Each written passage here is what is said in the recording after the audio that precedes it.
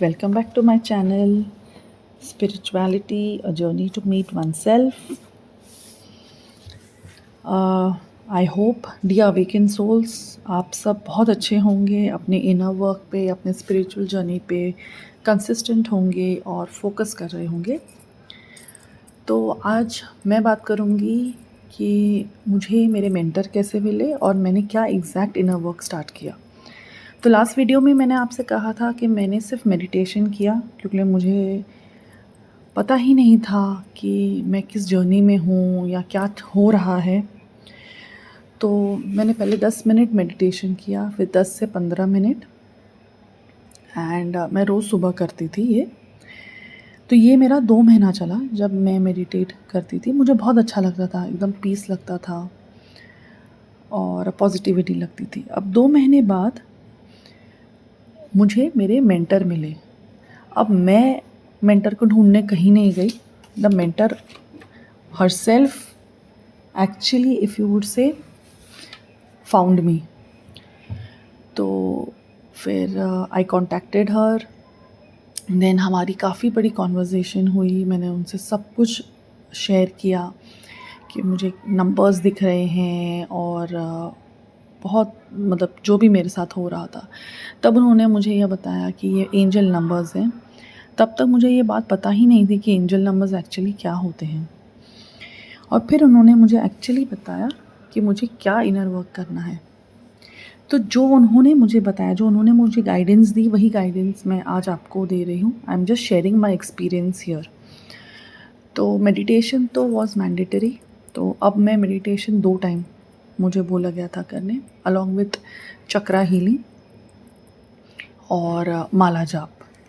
And the best time was the morning time. तो मैं सुबह उठती, पहले मेडिटेशन करती, चक्रा हीलिंग करती, माला जाप करती। So when I started chakra healing, उन्होंने मुझे ये बोला कि मुझे पहले सिर्फ 15 मिनट करना है, and then gradually it should increase. तो यूट्यूब पे काफ़ी सारे वीडियोज़ हैं। उन्होंने मुझे एक स्पेसिफ़िक वीडियो रेकमेंड किया था चक्रा हीलिंग के लिए। तो वो मैं रोज़ कंसिस्टेंटली करती थी 15 मिनट के लिए। एंड ये भी मुझे मेरे मेंटर से गाइडेंस मिली कि चक्रा हीलिंग प्रेफरेबली अगर हो सके तो मॉर्निंग में ही करें, and after 6:30 7 in the evening you should avoid doing it. तो अब मुझसे इस जर्नी में एक गलती हो गई जो मैं आप सबके साथ शेयर करना चाहती हूँ, ताकि आप ये ना करें। मैं मेरे ऑरा को कभी लॉक नहीं करती थी, एंड इसकी वजह से क्या हुआ, स्टार्टिंग के कुछ दिन तो बहुत अच्छे से हो पाया, and then suddenly I became very unwell. मतलब मुझे फीवर, बॉडी पेन बहुत था। फिर मैंने मेरे मेंटर को कांटेक्ट किया, तब उन्होंने मुझे बोला कि locking of aura is very very important. So you have to do it once in the morning after you finish all your inner work, and then once before you sleep at night. तो मैं यही suggest करूँगी आप सबसे, जो भी आप सुन रहे हैं अब मुझे, और आप एक स्पिरिचुअल जर्नी के पार्ट हैं, कि आप अपने ऑरा को प्लीज़ लॉक कर दीजिए। It will be very very helpful for you all. Basically it will not allow any negative energy to be around your aura. अब एक और चीज़ जो मेरे मेंटर ने मुझे गाइड की is the ho'oponopono technique. It is an Hawaiian practice जिसके 4 statements हैं। I am sorry, please forgive me, thank you, I love you. So it is a prayer basically to cleanse your mind, soul and to seek forgiveness. तो ये आप 15 minute कर सकते हैं। मैं ये इसको रात को करती हूँ before I go to sleep.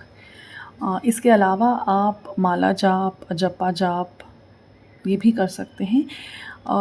But जो भी मुझे सुन रहे हैं डियर व्यूअर्स, मैं ये कहना चाहूँगी कि consistency is the key here.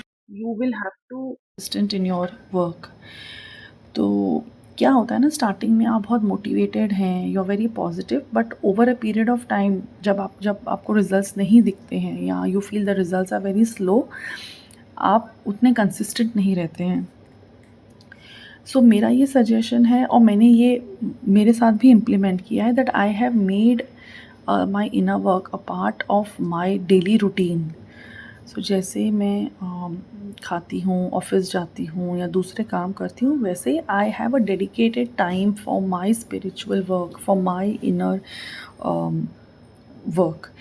And more so specially अगर आप एक ट्विन फ्लेम जर्नी में हैं, then focusing on yourself, your inner work, healing on your emotions is very very important।